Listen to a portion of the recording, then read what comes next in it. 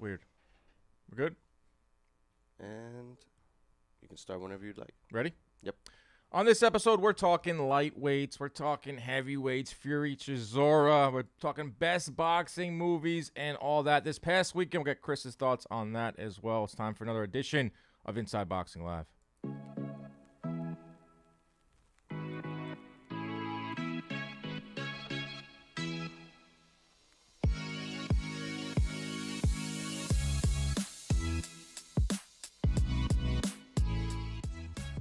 What is up, everybody? Welcome into another edition of Inside Boxing Live, presented by John Boy Media. Me, Dan Canobio, Chris Algieri, superstar producer Ronnie Jerez in the corner. And we have a big show for you today. Last weekend was huge. A lot of big fights, a lot of ramifications, a lot of future fights are going to be made off of last weekend. This weekend, not so much. Not a lot of big cards, some smaller cards for the hardcores. Chris, how are you, my friend? You were on the call for Haney Kambosos. Pretty much what we thought was going to happen happened. How was your weekend? Talk to me. Weekend was great. Anytime when there's a ton of boxing, I am very, very happy. So it was a solid weekend for boxing fans all around the world. Seriously, all around the world. Australia, two fight cards in Australia. Literally. Had that early one with Liam Paro and Scott Nicholson getting wins. And then you had Haney Kambosos at night over in Australia. Go to the UK, one of the biggest women's doubleheaders of all time. 2 million viewers for that one. The sold out the O2 Arena, the biggest. All sorts of records there. Then Barclays Center, where me and Ronnie were for Deontay Wilder's destruction of Robert Helenius. So that was like your boxing day. And if you take a look at the upcoming schedule, if you're going to look at November, just kind of peek at it and don't really study it because there's not a lot of fights on the schedule in November. Hopefully that picks up. But yeah, this past Saturday was nuts. I did a quick recap podcast. It's still out there for like some deep cuts on what we saw this past weekend. But I want to get your thoughts on this weekend in boxing. What was the biggest statement, in your opinion, out of those 4 fight cards? Who made the biggest statement? Man, so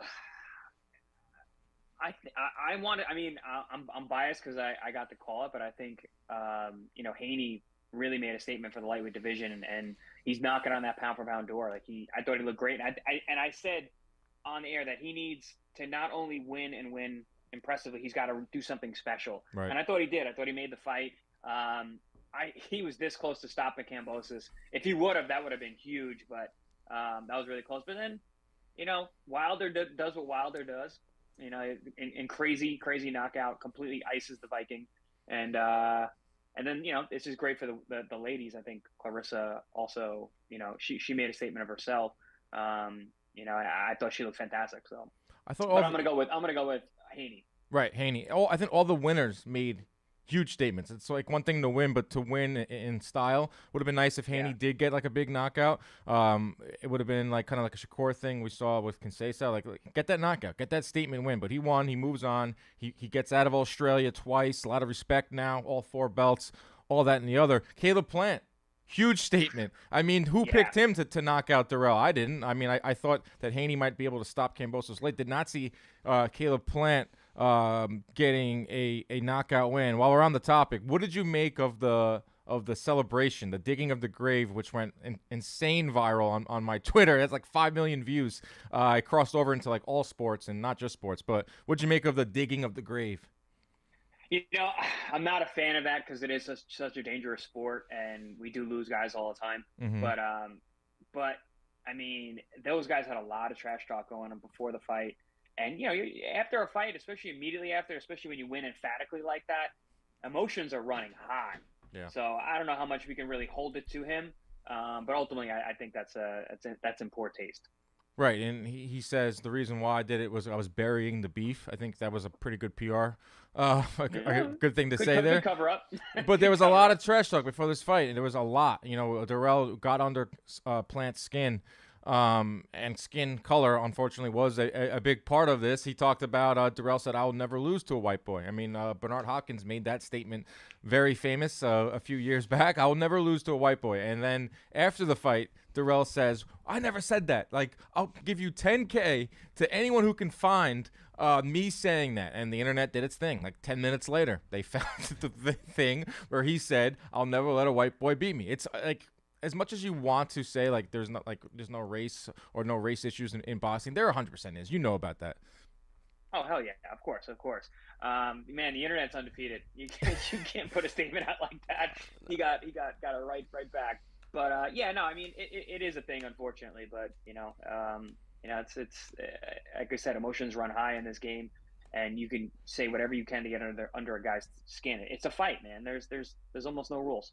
Yeah, so Caleb Plant gets the win, which is most important. All the other stuff is extracurricular activities. And then I put on Twitter, like, I want to see Caleb Plant fight Benavidez. I think everyone wants to see that fight. It's been marinating for like 3 years now. They're both at the same weight class. They're both under the same banner. They're both, former champions, current champions, all that and the other. But then I see that David Benavidez has a fight scheduled for January with Jose Uzcategui. And my initial reaction was, I'm pissed off because Benavidez is so good. And you and I both love his ability. You cannot knock his in-ring ability. But now this is like 4 or 5 fights in a row where he's like a plus 1,000 favorite. I mean, this is not good. It's not good for him. I think he's wasting some of his prime years. Yes, he'll probably get a spectacular knockout. But it's like the 3rd or 4th fight in a row now where on like press week for Benavidez, he's saying the same things like, oh, I can't look past a tough opponent. I really want the bigger names. And, well, I'll probably, but that's that and the other. It's just like another where we know it's going to happen. We know it's going to be a win. And on top of it, it's coming in January. So we got to wait, too. So I was a little upset not to see Plant Benavidez at least like get into negotiations or somewhat of a talk for that one. Benavidez, Uzcategui in January.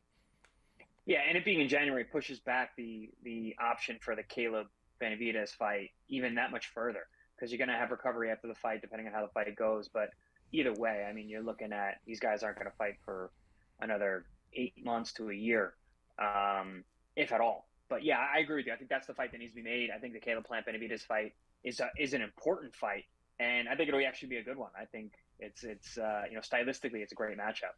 But in terms of Uzcategui, it leaves room for Benavidez to make another statement. Not that he really needs it, but if he blasts out Uzcategui, which I think he actually will, I think that's a massive statement because he gave Caleb Plant hell toward the end of that fight when they fought. Incredible performance by Caleb Plant. I was really impressed with that fight. But I think that if Benavidez goes out there and blows him out and makes it look spectacular, I think that's a major statement. Dude, the only thing with Uzcategui, that was like 2019. And since then, he's popped for steroids. I mean, they were supposed to fight in last year, and he failed the PED test, so they reward him again with another chance at Benavidez. The whole thing stinks. Like, there's no way to slice it. It just stinks. It stinks. I mean, Benavidez should be fighting Plant. Now, we have to wait till, like you said, January. We have to wait at least 6 months. So we're looking at next summer, next fall for Plant Benavidez, and then you have to figure if Canelo does come back. That Benavidez wants a piece of Canelo. He's playing the mandatory game over at 168. This puts him in a better chance for it to be the mandatory for Canelo should Canelo come back in May. So that's one fight that was made that come out of this Plant Benavidez and Plant Durrell win. Ronnie, you were in attendance, Barclays Center. First time. What did you make of it? I know we were walking through the corridors. You're like, wow, this doesn't look like the average like sports crowd. It's not. It was an energy that I've never experienced before, but it was definitely like, oh yeah, we're at a fight. It felt aggressive. Yeah, not a lot of kids walking around. No. Not a lot of cotton candy. It's fight dark. night in the arena is nothing like it. I tied one who's never been to a live fight. Like, you have to go to a live fight. There's nothing like it. Especially Barclays, like a nice fall night, New York City, Deontay Wilder in the ring, and there was definitely a buzz, but it was pretty excitement, right? Yeah, it was like electricity was in the air. Even it was when we got there, it was like the undercard fights. Yeah, it was like 7:38. Yeah, but still, even though like the lighting inside, just the theatrics of it, it's so cool. Yeah, then the weed smoke comes into play.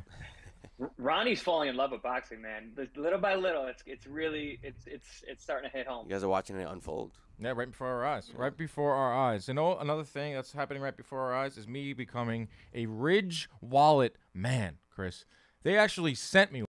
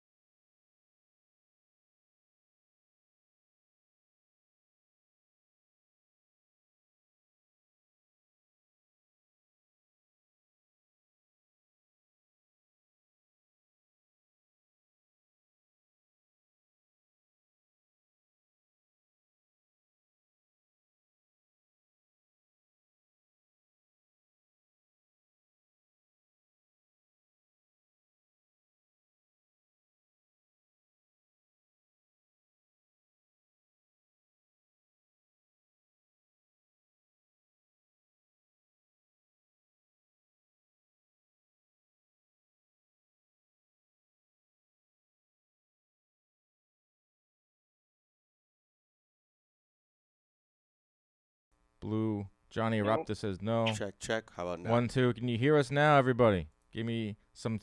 Talk to us in the chat. Can you hear us? Thumbs up in the chat if you can hear us. Can you hear us? No. Oh, wait. All right. This next comment is going to be huge. Yeah. What were we talking about? Wilder. Was Wilder? Yep, there we go. We're good? We're Back. back? We're Yep. back! Yeah. And we're back. Deontay Wilder is back, too. Mm-hmm. I want to make sure we got that Ridge Wallet read, though. We got that, right? I'm pretty sure, yeah. Okay, good. Deontay Wilder's back, Chris. 3 punches. A lot of people talk about a dive. Hate that crowd. Probably my least favorite boxing crowd there is the he took a dive crowd. It sounded like a damn gunshot. And the way that he went down, Hellenius, the way that he was on the ground, if he should not be boxing, he should be in acting then. Right. Get him an Academy Award. Put him in every knockout scene there is in every movie. He should be in Creed, 4 through 10. Yeah. Come on. And he got hit right in his chin, too, by a guy who is legitimately one of the best single punchers who's ever lived. Yeah, so that I hate that crowd. I hate to even give them any give that crowd any attention. But Deontay Wilder is back. That's what's most important. He's probably gonna fight Ruiz. Andy Ruiz is the mandatory. It's a fight that can easily be made inside the PBC walls. Cinco de Mayo, perfect fight for Vegas. Perfect fight for LA. Wilder versus Ruiz is interesting because Ruiz has the speed. Hand speed, he can get in and out. That usually gives Wilder issues. But what we've seen over the last couple of years with Ruiz is the punch resistance is kind of gone, not fully gone. And his defense, while good, there are some holes there. So I can see Wilder landing a massive right and doing something that no one's been able to do to Ruiz is knock him out. Yeah, I agree, and I think it happens pretty early. I think that I'm having shades of Chris Arreola dropping Ruiz with a shot behind the ear, and I can't imagine if Wilder lands one of those, and the chances of him landing it are pretty high, especially early on. Yeah, so that's what's coming out of the heavyweight division. Do we talk about this fight that's just been announced today? That's a press conference going on right now. Fury versus Derek Chisora for the 3rd time. I put on Twitter, give me one word to sum up Chisora Fury. Ass is one person said. Throwing up emoji, irrelevant. Why? Boxing. Ma. Ass. Another ass. Sad. Waste. Why? Shit. Waste. Joke. Gross. Disgraceful. Cash grab. Shambolic. Tedious. Nauseating. Unnecessary. Waste. Cobblers. I don't know that word. Fraud. Useless. Not another one. Concussion. That's 3 words. Pointless. Disgraceful. You get the point. A fight that no one really wanted. A fight that kind of stinks of a friend giving another friend a payday. They fought 2 times already. I'll give you a stat right here. I'm a stat guy. Tyson Fury outlanded Chisora in 21 of their 22 rounds that they fought. 436 to 168. That's 4-1, folks. Why are we seeing this? Who cares? I mean, the second fight probably didn't need to happen. The third one, forget it. Yeah, I don't know. Especially the timing of it. It stinks. It stinks. It stinks to the high heavens. And Warren today is saying, listen, the Joshua stuff was a waste of time. We weren't able to get a fight done with Joshua. Joyce just fought. Go down the list. Dillian White, we already beat him. Usyk says he doesn't want to fight until the spring. So we went on BoxRec, which BoxRec is a great tool, but their rankings are weird. They use like an algorithm. Weird. It's not It's not people choosing. Not like a panel, like the Ring magazine or whoever ratings that you like. It's literally an algorithm made by a computer. So for him to say we went to BoxRec right there, I love BoxRec. Don't get me wrong, but that's not a great excuse or great explanation or justification for this fight. And he was the highest rated contender at heavyweight, so we're giving him the 3rd fight. I mean, it is a waste of time. Fury back is good. Him active is good. And what the sad thing is with boxing is you're going to watch. You're like a cinephile when you're a boxing fan. You watch everything. A cinephile watches every movie there is. So if you're a boxing fan, you don't really have a lot of options out there. There isn't no other league or, I'm going to shut it off. You watch everything because there isn't a lot of fights twice a year. Our favorite fighters fight. So people will watch. It's going to be on regular ESPN or ESPN Plus here in the States. It's a pay-per-view over in the UK. That sucks for people in the UK, but right, Chris? Like, people are going to watch, which is kind of like, I hate to justify it and I hate to give them that, but it's Tyson Fury, and we don't get a lot of big fights, so we'll watch it. People are going to watch. I'm going to watch. You're going to watch. We're all going to watch. I mean, it's Tyson Fury. He is one of the most entertaining heavyweights that we've seen in generations. So we're definitely gonna tune in. But it is what it is. You know, these are the issues that we have with boxing. We can talk about it until we're blue in the face. What needs to change? But you know, at the end of the day, you know, these guys can make money doing it, and they know it. And it's a safe fight for Tyson and where he's going to be going in his next couple fights. So. Yeah, it is what it is. It still sucks. It still stinks. Yeah, he's gonna win. He's gonna knock him out. You know, Chisora might have a round where he kind of empties the tank and maybe can land something to the body on Fury. Don't see him landing much. If this leads to a Fury Usyk in the spring, then maybe you can swallow it a little bit better. But you know, for a December fight, I can see. I don't want to talk myself into it because I think it's trash, but. We're going to see Tyson Fury in the ring. I know a lot of people are going to watch. Casey De La Monte says Chisora beating Fury will literally be the biggest upset in boxing. That's how pointless fight is. I don't know. I still think Buster Douglas holds that distinction, right, Chris? 42-1. Yeah. I mean, that is the literal definition of. It's up there though. Would you give Chisora? Yeah. Is there any path for Chisora to win this besides land that lucky punch? No, zero. And even the lucky punch. I mean. Wilder has landed multiple not lucky punches on Fury, put him down, and the guy gets up. Like, so I don't see any way for Chisora to win this fight. He's a wide swing guy anyway. I mean, his punches come from yesterday. So no way he hits Tyson, who actually has great defense and a chin. All right, and heart. Right, I agree. It's we're gonna watch, but it's also we kind of know the conclusion of that one. Before we get into, we got mailbag questions. We got best 5 movies of all time. There was one fight we did not talk about this past week. I want to quickly get your thoughts. It was probably the most controversial fight of the weekend, or the fight that had people choosing sides on who they thought won. That was Mayer and Baumgardner. I personally had it 6-4. Baumgardner could easily be 7-3. I know you were calling a fight for Haney Kambosos. You weren't able to watch it live, but you did watch it. Who'd you think won that fight between Mayer and Baumgardner? I actually just watched it about an hour ago this morning while I was on the bike, and I had Baumgardner winning. Same score, 6-4, 7-3. She just fought a very smart fight, and Mayer she didn't fight like herself. She wasn't as busy as she normally is. She wasn't really pumping that jab. When she did, those are the rounds I gave her. She got behind her jab, was double, tripling it up, mixing things up nice, but she just didn't do enough of that. And we spoke about this. I thought that she was going to be, the one fighter out of all of those ladies who was going to be affected by the fight being pushed back and being overtrained, and it kind of looked like that way. She looked a little flat. She looked a little listless, but man, I tip my hat to Baumgardner. She fought awesome. She looked great.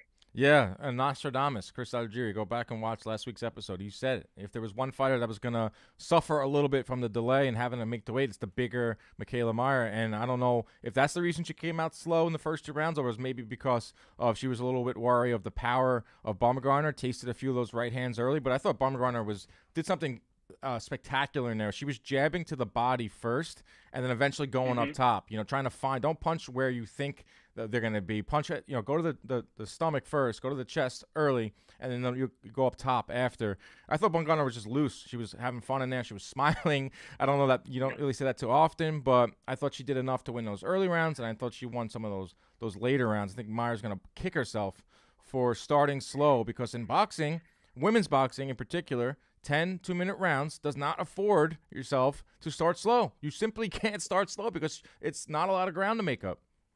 Let's change this 2-minute thing. I mean, come on, 10 twos for a world title fight is just it's. How about 12 twos? 12, not even that. Like 12 threes. Why not? That's good. 3-minute rounds, 12 rounds. Why is it any different? It's the same sport. We're talking, it's boxing. There's a lot of junk science out there. There's a lot of junk science out there from the WBC saying why they haven't made it 3-minute rounds. Yeah, no, I mean, let me read that science. I will debunk it immediately. Well, one of our friends, Lou DeBella, anytime I mention 3-minute rounds, I get a call from him. Anytime I tweet about it, the women's boxing should be 3-minute rounds. Because his theory was it's hard enough for these women's fights to get televised. Not every fight is Shields Marshall. Not every fight is Taylor Serrano. Not every fight is Mayer Baumgardner. There isn't a big thirst for it. So how about we make it 20 minutes so that it lends itself to more excitement. It's easier for these networks to sign off on them. But then you can't, nitpick. You can't just want one fight to be 12 3-minute rounds like Taylor Serrano and the ones we saw this weekend, but maybe not have a less exciting one be 36 minutes where you're kind of like, oh, man, it's not going to heat up anytime soon. So I understand that aspect of it. What do you think of that? But which is it? Is it science or is it network? Is it for views or is it because of both? Maybe we've got physiological difference. Come on, I don't. I mean, physiological difference is one thing. That other point about viewership is another. I mean, but things are changing. People actually want to watch women's fights now. You said 2 million views on the fight this weekend. Yeah. So obviously things are changing, and I think eventually it will change. But maybe 12-2s would be a good start. Yeah, let's move forward, right? There's a lot of women's boxing out there. I mean, they're having a moment. This is their year. Let's revolutionize it. Let's find some good science. Let's figure out a way to make it 12-3 because they're going to keep getting better. The women are going to keep getting better. We're seeing it right in front of our eyes. So eventually, like, all these fights are going to be better. So you might as well make these big fights 36 minutes because I know you're watching today. It's like they were so quick. Like the rounds were over before you even knew. There were 30 seconds left in every round by the time you look down. So I have a hard time calling women's fights because of that. Because normally when I'm calling for ESPN, I'm calling and I'm also scoring, which is hard, which you shouldn't be doing anyway. But trying to score a two minute round while speaking about the round, nearly impossible. Yeah, so we'll get into the chat. Diego Hernandez, after the 4th round, Baumgardner wasn't even fighting her own fight. She switched to fight the fight Mayer was dictating. Meyer lost, says Cozy Rito. I had Alycia winning 6-4, 7-3. Can you guys talk about the Tony Harrison addition to helping Baumgardner game plan? Yeah, I said that on my the reaction pod. Harrison has been awesome for Baumgardner. Yeah. Telling her to jab to the body early on, I thought was a brilliant move because it opened up a lot of her game plan here. George Costanza, not the George Costanza. No way. George Costanza's in the chat from Queens. I think 2-minute rounds are more exciting, accessible, less dancing around fighters. Yeah, it's kind of like bare knuckle boxing is 2-minute rounds, and they start in the middle of the ring. Like it's a little bit of a gimmick, but it does lead itself to more exciting fights. DiBella has made some of the best fights in the world. He was a former executive. He knows how it works, and we've got into some passionate arguments with Lou DiBella. But I got to do this Ridge Wallet read again. But I love talking about the Ridge Wallet. I'll talk about it all day. I'll talk about it for an hour on this show. I'll pop every card right out of here just like that. I got a Visa. I got an American Express. I got a AAA card. Let's see those numbers on those cards. Yeah, no one zoom into those numbers. Don't read my my stuff. I don't want anyone extorting me besides our guy here, Steve. He's the main okay. Yeah. So the Ridge Wallet, love it. Holds up to 12 cards. I got 4. You can hold 12 more, plus room for cash. Got a hundo in there. 30 colors, including carbon fiber. This is carbon fiber right here. Love it. They sent me one. I love this thing right here. 50,000 5-star reviews. That's a lot of 5-star reviews for us. So you know the product is really good, durable material, lifetime warranty. So you can have this thing for 60 years. At the end, be like, didn't like it. Get your money back. Don't do that because you're not going to have to do that. The Ridge team is so confident you'll like it, they'll let you test drive it for 45 days. You can send it back for a full refund if you don't love it, but you will love it. Check out the link in the description and use code JOHNBOY for 10% off your Ridge Wallet. Okay, let's get into our best boxing movies of all time. Here we go. Creed 3 trailer came out yesterday. Canelo Alvarez is in it. Tony Bellew is in it. Jose Benavidez is in it. I said, is that Jose Benavidez? I think the new Creed opponent knocks out. Spoiler, but it's in the trailer. Knocks him out. So with that being said, we do a list every single week. Best boxing movies of all time. How should we do this, Ronnie? Should we just give our 5, go back and forth? I say give your 5 and discuss any overlaps or any differences. Anybody have a coin? I have a Siri. Okay. We'll figure out who will go first. All right. What are you calling? I'm calling heads. Flip a coin. Siri. I didn't know you could tails. do that. Chris, you have the floor. Please give us All your right. 5 best boxing movies of all time. Yeah, we're gonna preface this. This is my 5. This is the movies that are special to me, and they're in that order for that reason. Number 5, Cinderella Man. It was an awesome movie, great story. The only reason it's so low on my list is I don't love that era of boxing. Just the styles are very different. The fight scenes are a little slow because they're a heavier weight. But I mean, great story. excellent movie. And what's his name? The actor is incredible. Russell Crowe. Russell Crowe. Mm-hmm. Number 4, The Hurricane, which I don't know if everyone really considers this a boxing movie. I mean, it's about real events when the guy was a boxer, and I love the scenes that are in the movie, you know, that are around boxing, but also just tells a great story. And Denzel Washington, absolutely incredible actor, one of the best that we've ever seen in our generation. Great. This is the story of a hurricane. Hurricane, dun dun. That's going to be in my head for the rest of the day. Yep. Thank you, Dan. Number 3, I have the original Rocky. It is so nostalgic for me. I love the storyline. I love the idea of, you know, the down and out pug, which a lot of people forget.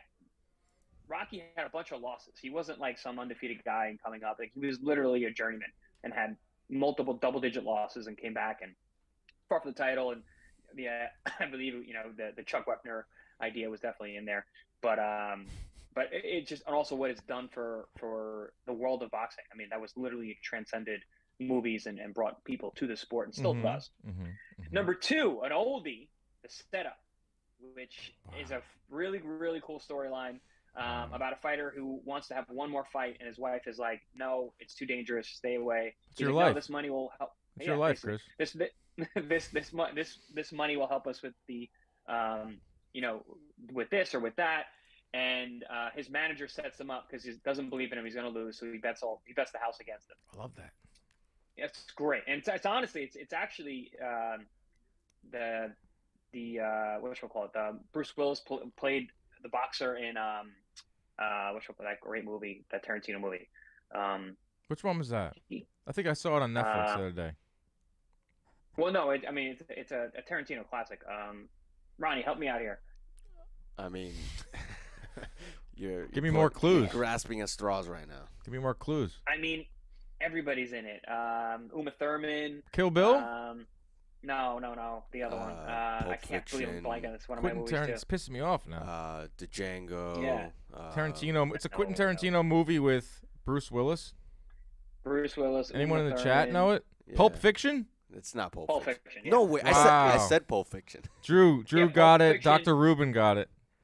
So Pulp Fiction, the boxer in the you know, what you call him, plays a boxer. It's basically that story. Okay. He's got the one fight. The guy, he's supposed to throw it and he doesn't, right. And then he escapes out the back. So it's very similar to the movie The Setup. And Mm-hmm.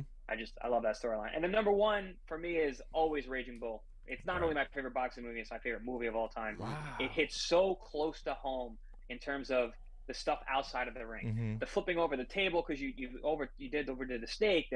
The why'd you set me up for this fight? I got to cut this weight. He's just pissed and he's angry and he walks around. He's got a chip on his shoulder. That is what coming up as a boxer who is not one of those prize guys is like. That's the way I grew up. I had a chip on my shoulder throughout my entire 20s because I never thought I was going to be where I was supposed to be, and I wasn't where I thought I should have been. So that one speaks really true to me. Plus being just an angry bastard cutting weight. I love that. Good list, man. Cinderella Man, Hurricane, Rocky 1, The Setup, Raging Bull. Something big just happened outside our office. Huge.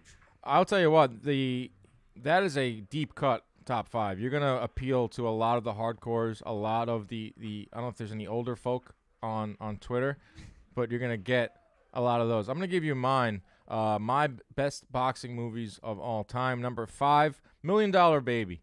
Love this movie. Doesn't have a lot of boxing in it, but it is definitely a boxing movie. Obviously, Hilary Swank, spoiler alert, close your ears if you've never seen it, becomes basically a vegetable, injures herself in a fight. The trainer takes that father role. How many times have you seen in boxing a father taking, or a trainer taking the father role? Love this movie. That's number 5, $1 Million Baby. Number 4, Raging Bull. You have to have it on your list. Scorsese, De Niro, Joe Pesci, like all the reasons that you just listed there too. Just a great film, great movie, let alone a boxing movie. It is an all-time classic. Obviously, I'm going to have Raging Bull at number 4. Let's go over to number 3. I got The Fighter. The story of Mickey Ward. Obviously, great story. Movie. I mean, you got Mark Wahlberg. You got Dickie Eklund, played by Christian Bale. You got all the Mickey Ward sisters. Actually, Conan O'Brien's sister was one of the many sisters of Mickey Ward in that movie. I thought it was so realistic. They used the HBO graphics. The fight scenes were really good. A lot of times in these boxing movies, the fight scenes are just awful, and they're so unrealistic that you're just like, oh, what the heck is going on here? You roll your eyes if you're a boxing fan, but I think The Fighter was so good. And that's my number 6, actually. That right. just missed the list. You always got your honorable mention, but The Fighter, for me, obviously grew up in that era of watching Mickey Ward, and I love that they don't really show the Gotti fight. They kind of like prelude to it. It ends with him landing that body shot over in England, finally winning, getting that big win. Love that movie. Thought it was phenomenal. Number 2, I got to give at least one Rocky on here. Rocky 1 obviously means so much. It started off a franchise, and we're getting reboots, 3 reboots now to today. So it's like 60, 70 years of excellence. So I'm going Rocky 4. I think Rocky 1, you have Rocky 1 on there. We have it represented. I'm going Rocky 4. Anytime you could end the Cold War on Christmas night like Rocky did, beating Drago. I mean, it's got to go into my list. I mean, that's like political stuff. We're crossing over. It's the best of the Rocky movies, in my opinion. Rocky 1, it's more of like like you said, it's more of like a drama. It won Best Picture. It's a film. Yeah, it's a film. It won Best Picture Rocky and then had it in there. Yeah, Rocky 4 also has the best training montage of any of the Rockies by a lot. If he dies, he dies. Huge... I mean, that whole... That's my favorite one to watch. If I had to watch, like, if I could just any day and time pick out Rocky movie, it's Rocky 4. Exactly. So, yeah. So, Rocky, we got both our Rockies on there. So Is that the best 4th iteration of a movie ever? What other many 4s? What other 4s are out there? Shrek 4? Hangover 3 was fucking movies. Awful. So, yeah, there's not that many 4 movies out there. Creed, I'm sure Creed's going to go on. I feel like Halloween 4 was probably good. I think, or Nightmare on Elm Street. One of those had a good, like, run in the middle. But Rocky 4 was the last of, like, the main Rockies. Then it went haywire. Rocky 5 was bad. Fast and Furious 4. Rocky Balboa, despite Lou. This is a big Lou episode. Lou being in Rocky 5. CompuBox stats were in Rocky Balboa. He mentioned them. My dad, they shot it at a fight, and Rocky was, not Rocky, Sylvester Stallone was standing over there. My dad went up to him, hey, how you doing?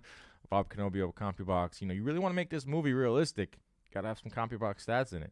And he pitched him. Sly goes, he just nods his head and like points at someone, and they run over, and they give him some stats, and Lampley reads them. So that's pretty cool. That's number 2. Number 1 for me, this is just me, okay? This doesn't have to be your list. This is just my list. Creed. The original Michael B. Jordan vehicle, directed by Ryan Coogler. One of the most realistic fight scenes in there. One of the most realistic stories. How many times have we heard fighters going over to Tijuana to pad their record early? Devin Haney did it himself. Comes back, doesn't go for that big fight right away. Fights the local guy. Has the name, obviously, because of his dad. We see that in boxing all the time. Nepotism, or we've seen a fight blew up just last week between 2 sons of legends. So you can get a fast track yourself in boxing if you have a name. And I just thought the storyline was phenomenal. The second one I thought was lacking. The first Creed movie is so freaking good. I'm excited about the third one. That's coming out soon. Canelo's in it. Some other notables. But that's my list. Cinderella Man, Hurricane, Rocky 1. No, that's your list. My list is $1 Million Baby, Raging Bull, The Fighter, Rocky 4, and Creed. Let's go over to the chat. Creed 3 trailer was hype, says Cozy. Jay Foreman, I forgot about $1 Million Baby, really good. Johnny Akparanta, just butchered his name. His top 5, Southpaw, Creed, Rocky 1, Hurricane, and The Fighter. Good list. Jay Foreman, Christian Bale was amazing in that movie. Yes, he was. The Rocky ending the Cold War is completely factual. Can't tell us Philadelphians any different. Says Drew.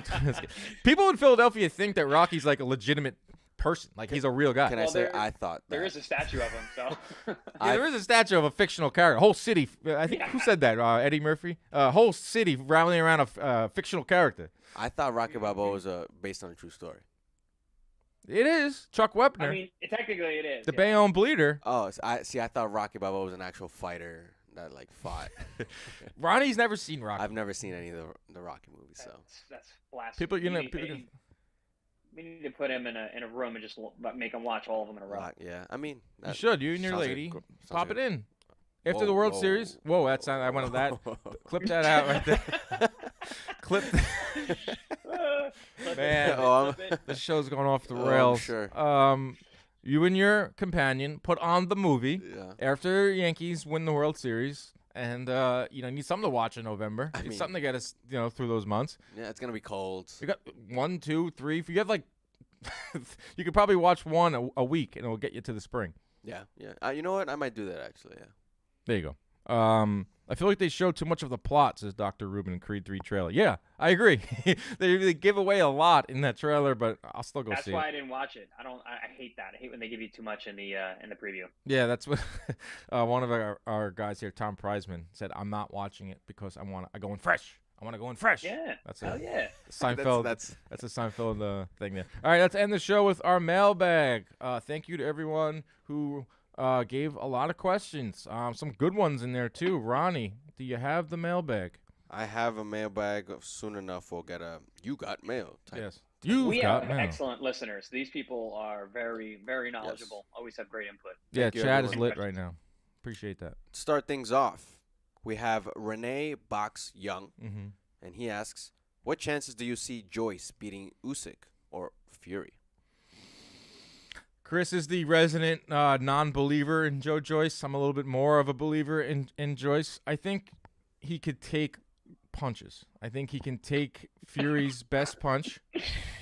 That's not even like a theory. He could 100% take punches. He can take Fury's best punch, I think. He can. Usyk, not exactly known as a hard puncher, but has already beat him in the amateurs, and they weren't even that young. I give Joyce a chance against anyone. Anyone that has that chin, that motor, really good jab, can beat any of these guys. I think he's in the top 5. Chris, what do you think? Yeah, I mean, when again, the juggernaut, when you've got a chin like that, and dude, he's so busy. That's a problem. You got a guy that big and that athletic throwing punches at you, and you can't hurt him. That's interesting. But I think Usyk's just on a different level. He finds ways to win no matter what he has in front of him. And Tyson Fury is Tyson Fury. I think he's one of the baddest heavyweights that we've ever seen while I've been alive. And he's also got the size to deal with Joyce, in terms of physically. But yeah, I mean, I think they could be good fights. I think Joyce is always going to be in a good fight. The guy gets hit a ton, and he's gonna be there. So, but I don't see him beating either one of those guys. Yeah, I like Joyce versus Wilder. That's what I want to see. I like that one too. You got a guy who can knock anybody out against a guy whose chin is indestructible. Need to It's a see that. perfect matchup. Need to see that science experiment sometime soon. Next question. Next up, we have Fighting Words, who asks, Wilder versus Ruiz. How does that go? Chris? I got Wilder knockout, possibly early. I think it's one of those things. Ruiz is there to be hit. His punch resistance has gone down as of recently, and Wilder is hitting as hard as ever. Johnny Akparanto says, "Do you guys ever see Bleed for this?" Yes, like that one. So, who's the actor who plays Miles Teller? the trainer? No, the trainer. I don't know. I forgot his name. He's in Thank You for Smoking. He's an excellent actor. Oh, I know that guy. He played Rooney's dad, right? He played Rooney. So he came to my training camp when I was training for Pacquiao to hang out with Rooney and to coach my sparring. Oh, wow. While he was next to Rooney, so Rooney could sound like his dad, and he would get an idea of what his dad sounded like when he was coaching. That's so So we cool. got to hang out. We had dinner. Super cool guy. He was he was in Dark Knight. He's turned the Two-Face. Yeah, he's Two-Face. Yeah. He's Two-Face. I don't know his name, but we'll figure it out. All right, Ronnie, next question. Lannister asks, had a debate with a coworker. Could you guys name your top 5 counterpunchers in boxing today? Keep up the great work, guys. Love the pod. Chris is a great addition. Wow. All right. Thank I you. like that part. I'm not going to go 5, but I'll just name a few off the top of my head. I like Canelo's great counterpuncher. Who do you got, Chris? Shakur is a great counterpuncher. Yeah. Fights off the back feet beautifully. Canelo was a good addition. Definitely good one there. Let me think. It's a tough one. Ronnie, you got any? Yeah, you got to really kind of think because Usyk? Usyk, especially with his angles. When I think of a counterpuncher, I think of someone who's really just like sitting, waiting, and just almost like remember Diabolos Hurtado back in the day? He was a killer counterpuncher, and he would just wait. He would just wait for his opening, and he would just pull that trigger. Tank Shakur, Davis. Canelo, Tank. Absolutely, that's a good one. Tank firing off that back foot. Jamel Charlo. Jamel Charlo, good one. I'm trying to think of last. That would probably be my top. I mean, Tank throws 30 punches around and still knocks people out. Jermell Charlo is in the low 30s, still knocks people out. Canelo Alvarez in the low 30s in terms of punches thrown, still knocks people out. So those are counterpunchers. Those are guys that are not aggressive. So that's the top three that comes to mind. I'm sure there's more. I'm sure there's if I really got into the stats, but I mean those are the top three in my opinion that can get away with that low volume and but still, deliver knockouts. I'm gonna take this question home with me. I'm gonna do some more work because it's a good question. I saw it. It's a great question. I saw it, and I was kind of like distracted by the Yankee game last night because I was gonna get my top five. But great one by Lannister. Next question. Next up, we have David Kushkin. They called him the Kushman in high school. He's a big fan of ours. I love that guy. Aside from Tank Ryan, what is the fight you'd like to see most amongst the 135 and 140 guys? Did you see Shakur put out a tweet about the Super Six? He wishes there was a Super Six for lightweights. I mean, any of these fights, I think you can make a case for why they're compelling. Like Tank versus Ryan, obviously. Haney versus Tank, which I think are the two best. Loma versus any of those guys makes for a really good fight. You guys got William Cepeda, you got Jojo Diaz, you got Isaac Cruz. That's at 135. At 140, it's loaded. Josh Taylor, Zepeda, Ramirez, Prograis. They're fighting at the end of November. Then you got Teofimo at 140. You got Subriel Matias at 140. You got Arnold Barboza. I mean, there is a shit ton of talent between 130 and 140 right now. Yeah, I mean, it's kind of always that case, right? Like 140 is always like a super talented deep division, but it's a tweener division, right? So you got 35 pounders coming up, and you got 40 pounders going up to 47. So it's all about when they overlap. And right now we're in a good overlapping phase. Guys like Teofimo moving up to 40. I don't know how much longer Josh Taylor's going to be there. Ramirez, those guys seem like they're on their way out. But guys like Zepeda and Prograis are really coming into their own in terms of maturity. And then you got the 35 pounders, which is super deep and a lot of fun matchups there. I really like the Lomachenko-Haney fight. I think that stylistically Haney could give Loma trouble because of his size and the way he fights. But other than that, I mean, I still think Loma is the top dog. He's the guy that I think needs to get beaten in order to be the true undisputed. You're going to get in trouble for that one. There's this weird anti-Loma sentiment among boxing fans. A lot of people think he's overhyped. They think he already has 2 losses. ESPN's constantly, or Top Rank's constantly putting out those videos where he's punching tennis balls, he's touching different things, and we've had enough. We've already seen him, lay an egg against Teofimo in those first 7 rounds. But I'm with you. I'm not ready to write off Lomachenko. I mean, he did way too much early on in his career to give him like the credit. You know what I mean? Like he built up a lot of good credit, where I still need to see him get like really beat because I thought he worked himself back to the fight. He took a lot of chances early in his career. He came right out the gate wanting world title fights. I mean, that's wild to me to come out and try and fight for a world title in your second pro fight. And he wanted to fight for a world title in his first pro fight. The guy's not afraid to lose. He takes risks. He goes out there. I appreciate guys like that. And his talents. It's different. We don't see a guy like that, and he makes it work. And say what you will about his style, he still gets stoppages. He still knocks guys out. Yeah. He's not a puncher per se, but he's super accurate and he makes his punches count. We got another one from Costanza. Oh, yeah, our boy Costanza, who was in the chat, hopefully still listening. What type of analytics do boxers use in training camp? Chris, you're the boxer, so you can take this one. I have analytics that we use too. I'm big on heart rate monitors. I think that's really important, not only for in terms of your max heart rate, but your recovery between rounds. They're so good now, like it's literally second by second. So I can see when I'm in a 3-minute round where my heart rate goes and how much it drops in the minute in between. So that's a big one for me. Obviously like the old school, just weighing yourself, but also body fat percentage, doing underwater weighing and DEXA scans like that. So you can figure out how much body fat you have, how much lean tissue you have. That way, you know exactly how much body fat you can pull to make the weight. Also hydration status, things like that.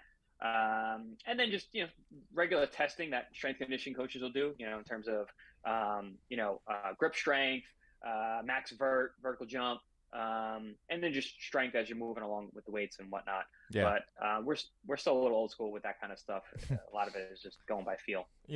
Funny story way back when Ray Leonard hired CompuBox to train and get him ready for the Hagler fight.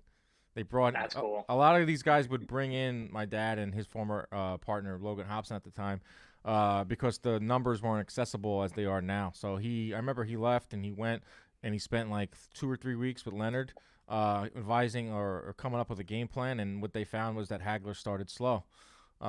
He was a slow starter, and what did he do in that fight? Started slow. Yeah. Came out slow. southpaw. So Leonard hopped on him quick, and then he would hop. And then I think Dundee came up with the game plan to flurry late, try to steal the rounds. But there isn't a lot of like pre-analytics. I don't know. Some trainers used to hit me up for Ben Davison as a big fan of stats. He usually hits me up for numbers. But there's all that old school stuff, and now we can mesh in the numbers. I think there could be more done in terms of analytics in camp. Well, they have those punch counters, that can measure, speed and power. But I've used a couple of them. I'm not a big fan of any of those. Old school, we used to use the clickers in sparring all the time, making sure we were punching enough, make our output was high. But it was basic, just like how many punches did you throw that round? Yeah. But yeah. I mean, still, again, kind of old school. All right, let's go rapid fire because we're out at 12:30. What do you got next? Next question. Four Corners Boxing asks, what was the Canelo Algieri sparring like way back when? Wow. I heard you mention this on the Tris Dixon pod. I learned a lot about you from the Tris Dixon pod, by the way. Yeah, tell us about you sparring Canelo. That was an excellent pod, by the way. Yeah, I mean, I can send it to you. I got it on video. I got three of the rounds. We sparred 2 days, 2 sessions back to back. And let's just say that it was when he was getting ready for the Cotto fight, and then when he was going to fight Mayweather, and a lot of people predicted him to beat Mayweather, I said, nope. He didn't want to box. He didn't like boxers then. He wanted people to stand in front of him. I didn't stand in front of him. So I saw opportunities for Mayweather to give him fits. Wow. And he did. Wow. I got to see this video. Rule number 1, though, isn't that like never, distribute the sparring video? You don't post. Yeah. I'll show you, but I'm not going to post. I need to see that. Send that in the group chat later. All right, go. Yep. Next question. Krovali asks, how much of a chance do you all give Zepeda against Prograis? I'm leaning towards Prograis, but I definitely wouldn't be surprised if Kron pulls it off. Yeah, close fight. I mean, almost like a 50-50 fight. My edge is probably Prograis. I think he has a little bit more left in the tank, but Zepeda's got power. I mean, look what he did in his last 2 fights. Knocked out Barancic, knocked out that Josue Vargas first round. Grizzled vet, 34, 35 years old, been around. I love this fight. This is probably one of the biggest fights I'm looking forward to on the schedule because the schedule gets a little lean in the next couple of weeks, but that's Thanksgiving weekend. I'm leaning Prograis.